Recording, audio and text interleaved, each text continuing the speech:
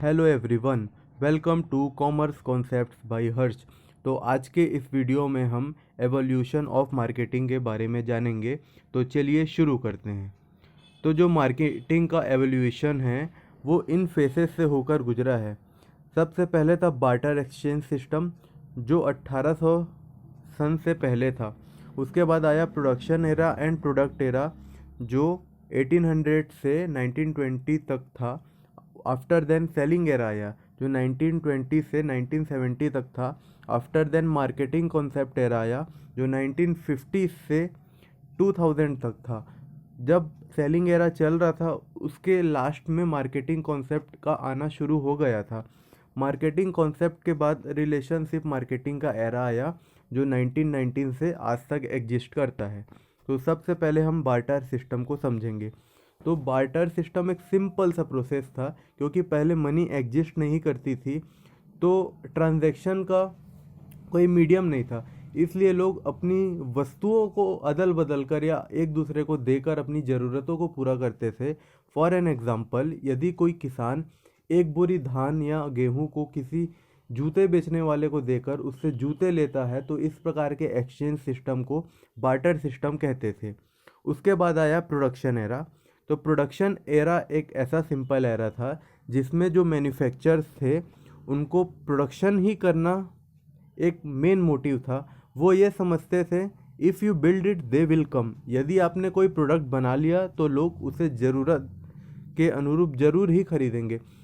इस समय में जो सप्लाई थी वो डिमांड से कम थी, इसलिए लोग जो भी चीज़ें बनती थी उनको खरीदने के लिए आतुर रहते थे। फॉर एन एग्ज़ाम्पल, जब 1800 सन चल रहा था तो उस समय फोर्ड कंपनी अपनी कार बनाती थी, तो लोग उस कार को खरीदने के लिए हमेशा ही आतुर रहते थे क्योंकि उस समय कार का मैन्युफैक्चर मशीनों से नहीं होता था। लोग हैंड क्राफ्टेड प्रोडक्ट्स पे ज़्यादा फोकस करते थे। इस प्रकार जो ये प्रोडक्शन एरा था ये हैंड क्राफ्टेड एरिया था। मतलब इस एरा में लोग हाथ से निर्मित वस्तुओं को ही उत्पादित करते थे क्योंकि उस समय मशीन एग्जिस्ट नहीं करती थी, या करती थी तो भी उतनी क्वांटिटी में नहीं जितना आज होती है। प्रोडक्शन एरा के बाद आता है प्रोडक्ट एरा। प्रोडक्ट एरा एक ऐसी फ़िलॉसफी पे बेस्ड है जहाँ जो मैन्युफैक्चरर्स होते थे वो प्रोडक्ट की क्वालिटी पे ज़्यादा फोकस करते थे।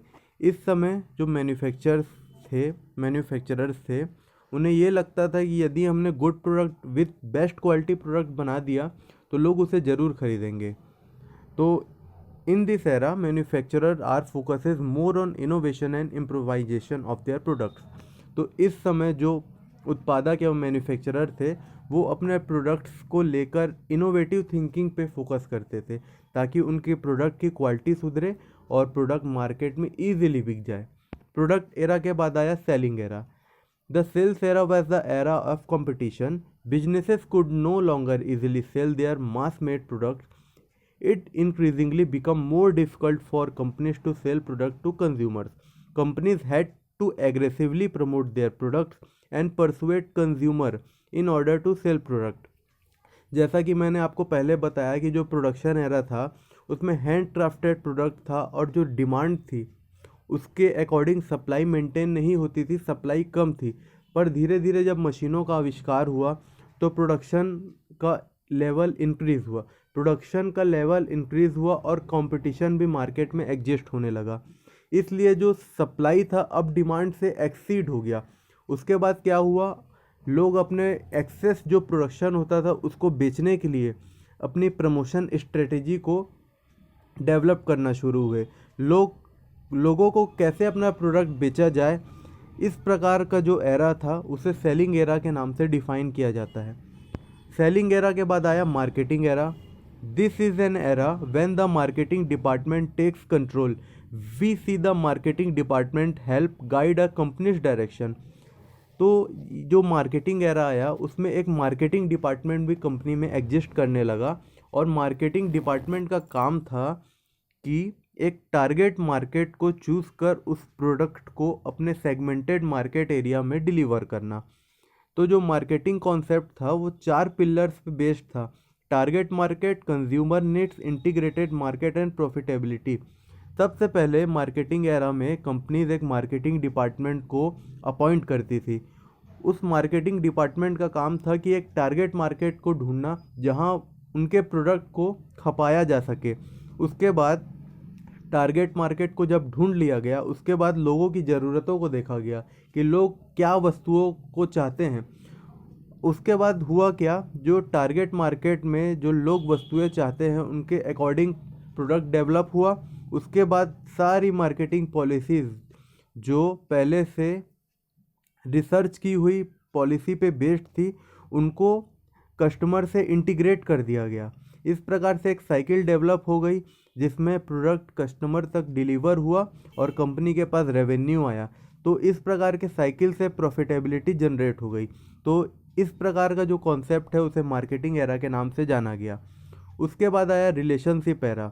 Relationship marketing era was when marketing become more about the customers and worrying more about their pleasure with the products and less about their own sales transaction.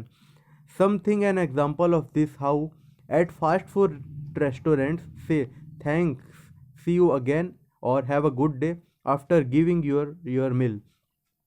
तो जो रिलेशनशिप मार्केटिंग एरा आया उसमें ये focus किया गया जो customer हैं हमारे, उनके साथ एक लॉन्ग लास्टिंग रिलेशनशिप बनाया जा सके। तो जो रिलेशनशिप एरा था वो कस्टमर को रिटेन रखने से भी जुड़ा हुआ था।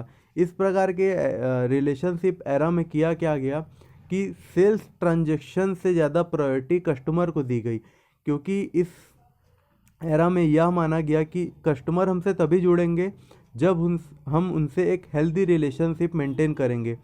तो आजकल बाज़ार में आप इससे जुड़े बहुत से एग्जांपल देख सकते हैं। जैसे यदि आपने कोई रिजर्वेशन टिकट ट्रेन से सफ़र करने के लिए बुक कराई है तो उसके रिजर्वेशन स्लिप के नीचे लिखा रहता है हैव अ गुड जर्नी। तो इस प्रकार के कॉम्प्लीमेंट्री टर्म्स यूज किए जाते हैं ताकि कस्टमर से एक रिलेशनशिप बनाया जा सके। इस स्लाइड्स में मैंने एक एग्जांपल लिखा है कि आजकल जो फास्ट फूड रेस्टोरेंट्स हैं वो आपको सर्व करने के बाद आजकल थैंक्स, सी यू अगेन और हैव अ गुड डे जैसे सेंटेंस का यूज करते हैं ताकि कस्टमर दोबारा उनके आउटलेट्स में आए, ताकि उनका रेवेन्यू एक इक्वल साइकिल्स में जनरेट होता रहे और बढ़ता रहे। रिलेशनशिप एरा के बाद एक अलग से हॉलिस्टिक मार्केटिंग कॉन्सेप्ट आया। हॉलिस्टिक मार्केटिंग जो कॉन्सेप्ट था वो रिकॉग्नाइज करता एवरीथिंग मैटर्स, यानी मार्केटिंग में हम किसी भी एस्पेक्ट को नहीं छोड़ सकते। The concept is based on the development, design and implementation of marketing program process and activities that recognise their breadth and interdependencies. तो जो हॉलिस्टिक मार्केटिंग कॉन्सेप्ट था उसमें मार्केटिंग के सारे एस्पेक्ट्स को एक दूसरे से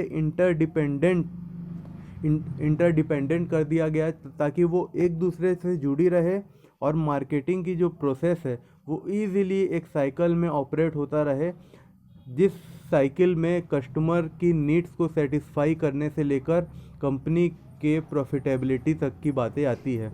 तो इस प्रकार हमारा ये इंटरेस्टिंग वीडियो समाप्त होता है। आशा करता हूँ आपको यह वीडियो अच्छा लगा हो। Thank you.